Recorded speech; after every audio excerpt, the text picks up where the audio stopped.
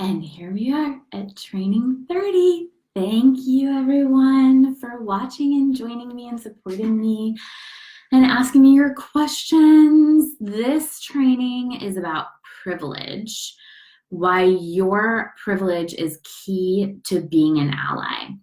And if you don't know me, I'm Meredith Hawley. I am a lawyer. I am a power dynamics facilitator and best-selling author and founder of Eris Conflict Resolution.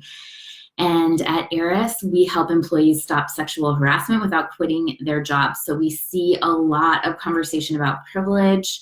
And so what I see happen a lot is that somebody gets accused of speaking from a privileged place and of abusing their privilege. And then the person accused of abusing their privilege gets very defensive and they say, I'm not privileged. I earned my way here. I have everything I've earned from the sweat of my brow, and very defensive. And it has this expectation that the concept of privilege, that being privileged is bad, and that we need to defend ourselves from the accusation of being privileged, right? And so I want to question that idea, but I want to give you a couple different scenarios where I've seen it happen. So a while ago, there was an accusation about a professor who wore blackface. And I talked to and the question was whether she would be fired because of the blackface incident. And I talked to an older attorney, and he said, you know, she shouldn't be fired. She has free speech, and I have 2 Black friends, so I know what Black people think. Like, this is actually this really was a conversation. I'm not making it up.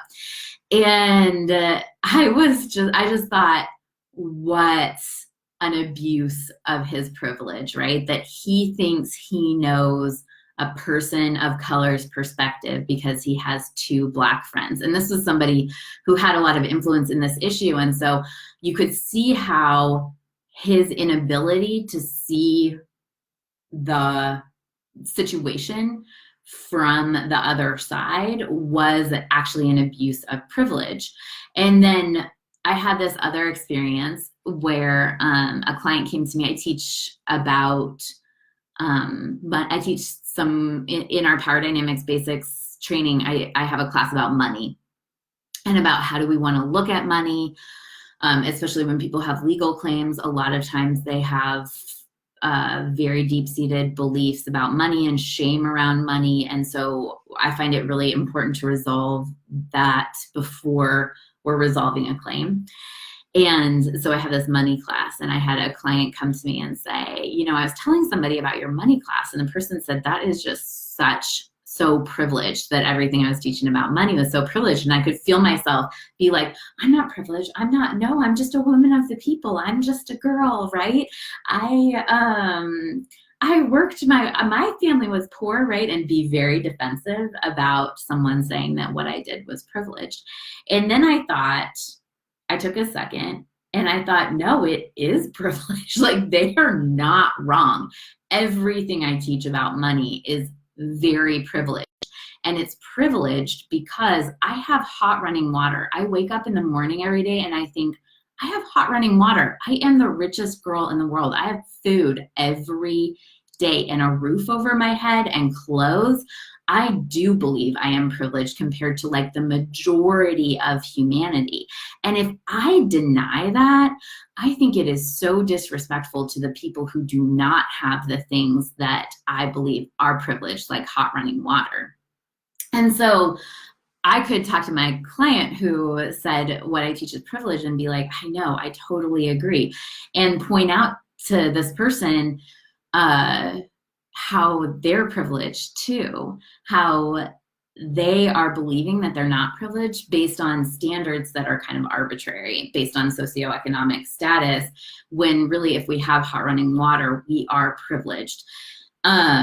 So a lot of times I see this happen, especially around race issues, I think is where we hear about it most, but I think you also see it with any kind of traditionally disadvantaged characteristic, right? And so somebody raises an issue, raises a problem. They say, for example, with women, I say my opinion in a meeting and I'm not listened to. A man says his opinion and he is listened to, right? This is sort of a classic example.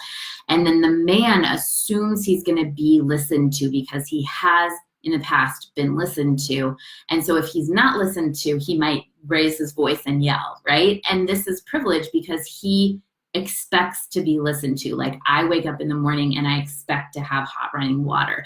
Anything that we're not thinking about, that we're just assuming is part of our life, is a privilege. And I looked up the definition of privilege. So the definition of privilege is a special right, advantage, or immunity given to a person or group. But the interesting thing is that the people in the group that have privilege are typically not aware of it. They're not directly conscious of it. And so when you raise the issue, so a woman says, you're coming from a very privileged place in yelling at me since I'm not listening to you. I don't get listened to in meetings and I don't expect it. Like, I know I have to fight to be listened to and you don't. Typically when we're called out like that, we get very defensive. Like, no, I don't have privilege, as though privilege is a terrible thing. And so what I want to question is that concept. I think privilege is actually a good thing. And what we want to do is embrace our privilege and expand it to other people. If we pretend that we're not privileged, we can't use it in our favor because we're blind to it, right? But if we can see everywhere that we are privileged and be intentional about it, then we can expand it to groups who are traditionally disadvantaged. So it's how you use your privilege that matters, not trying to get rid of your privilege that matters. Trying to get rid of your privilege is voting on the side of oppression and disadvantage, right? We want to vote on the side of privilege, of advantage, and of expanding that to all people to create something equitable, right? So if somebody says to me, your worksheet seems very privileged, and I say, well, I grew up poor, I'm invalidating the leverage that I do have because of my privilege. We want to do this because we want to believe things are fair, right? But each person gets to decide whether things are fair on their own, and us invalidating our privilege doesn't help with that. It doesn't change that. So if somebody comes to you and says that you made a statement that was racist or sexist, right? Often we make statements that are racist or sexist or somehow discriminatory because we don't even know about the topic, because we're not aware of our privilege, right? We're not intentionally, we didn't punch somebody that morning because of their character, because of their race or their gender, but we are unaware of the issues involved in it because of our privilege. And so when we're denying our privilege, we're kind of invalidating their experience, and they have some kind of valid experience that is the important thing to lean into. So if we can own our privilege, then we can be super curious about this other person's perspective and lean towards it and see how we can expand privilege instead of rejecting the other person's perspective. So this concept I call the privilege goal. So this is the goal of expanding the privilege that we already have, both in our lives and in other people's lives. So privilege is a special right or advantage.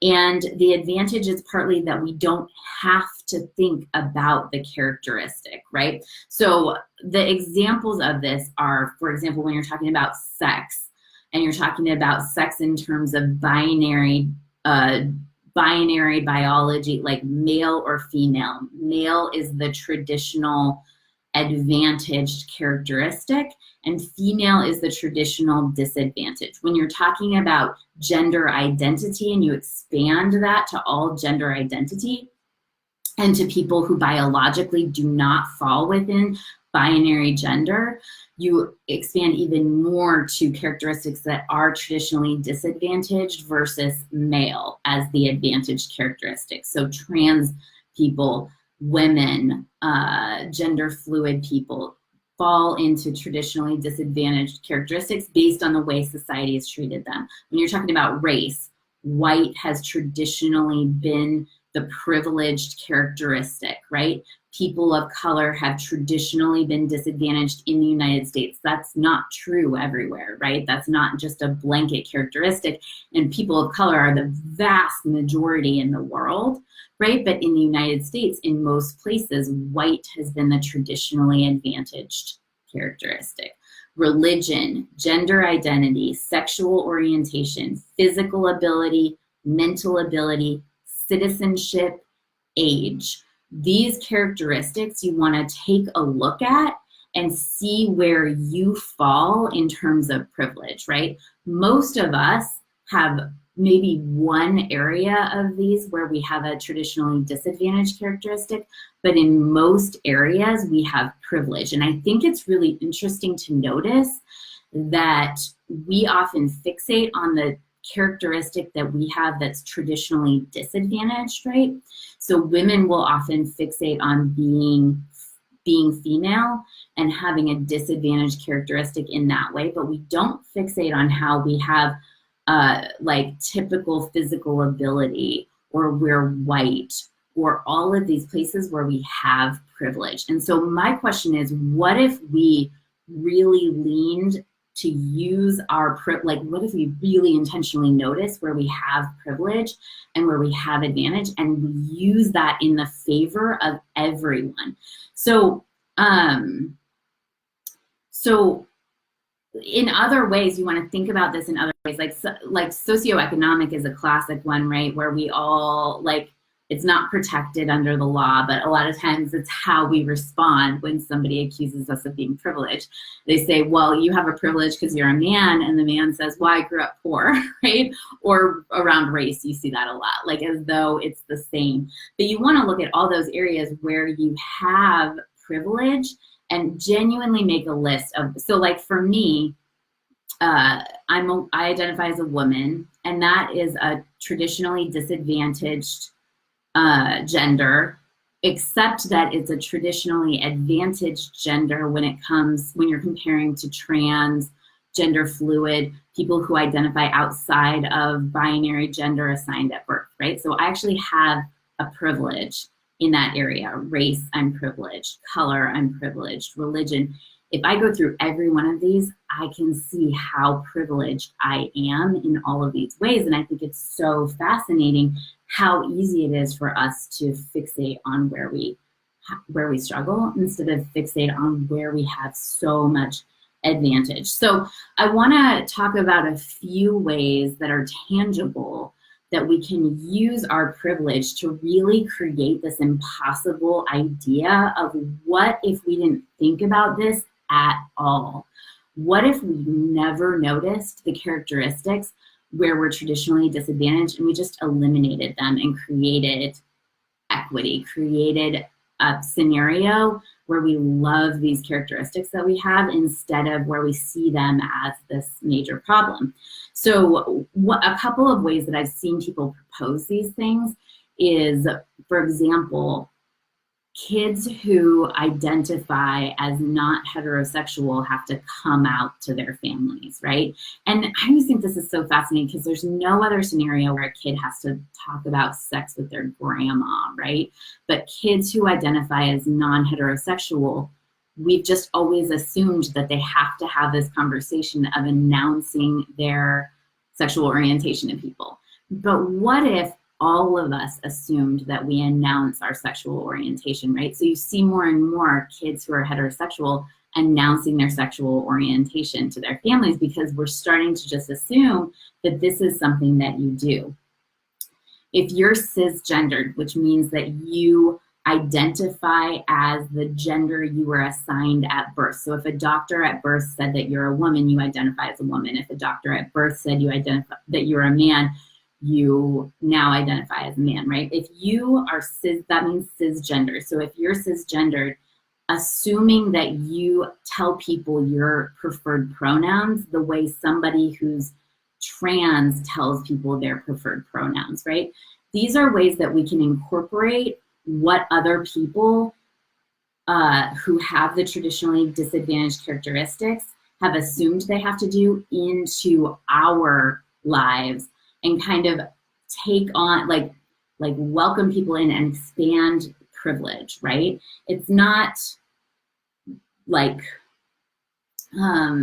rude to them, right? It's not demeaning. It's expanding the privilege and embracing what other people do routinely into our lives.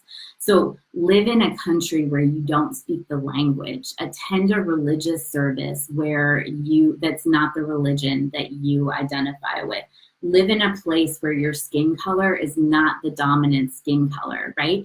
And in these ways, we can start to see how other people live around us and where our privileges are and where we can leverage our privilege to create an impossible goal of having a society that's equitable and equal, where we engage people as humans instead of as these characteristics. Follow people of color on social media, follow women on social media, follow trans people on social media and repost their stuff. Consider the truth in what they say and how amazing their perspectives are, and how, like, lean into that curiosity. So if you think quite often about a disadvantaged characteristic that you have, right? So for women, if we think quite often, if we're at work and we're thinking, I'm being treated differently because I'm a woman, question whether the workplace has that power over you. How can you also leverage the characteristics that you have that are traditionally disadvantaged, right? How is this challenge for you? And what I've seen is I've had to face different, like, negotiation challenges, for example, as a woman. Like, and there is research statistics that show, like, just research studies that show men and women can walk into a room, act exactly the same, and the people in the room will perceive them differently, right? So we know this is true. And then how does that hone us into being better leaders as women, as people of color? What challenges do we face that make us better, that people who have privilege don't get to be challenged with? How can we expand our knowledge to them, right? And value that challenge. And that's not to say that it's fair that we face additional challenges, but if we are fixated on how unfair it is instead of on rising to the challenge and on seeing how it potentially can be for us instead of against us, then we're giving so much power to the challenge, right? And that's not to say it's easy and it's not to say it's right, but I think if we can use both the areas where we're privileged and the areas where we're disadvantaged in our favor, we can create anything we want in our society, in our workplaces, right? Give me pushback on this if you don't agree. Tell me how privileged I am, because I am. I just told you I'm like the most privileged person ever. Share your experiences. How are you privileged? What areas are you privileged in? What areas are you disadvantaged in? And how do you want to handle that situation? And if you know anybody who is struggling with this kind of thing, I think that, like, when we stay in a place of denial about it, when we stay in a place where we can't acknowledge our privilege, or we can't acknowledge that the characteristics that we have that are traditionally disadvantaged, then they have so much power over us. They have all this unconscious power. When we can bring it forward, we can set these goals of expanding our privilege, of being willing to be in uncomfortable places with people who have different characteristics than us. And that's how ultimately I think we can really impact this and make a difference and create a society that's more equitable, more fair for everyone, where everyone shows up with their skills and talents and their willingness to work and gets acknowledged for that, instead of acknowledged based on characteristics that are unrelated to what we're really offering. All right. Ask me any questions that you have. Give me pushback if you want to. And thank you for watching. If you know anybody who's struggling at work, send them over to us, and I will talk to you later. Thanks.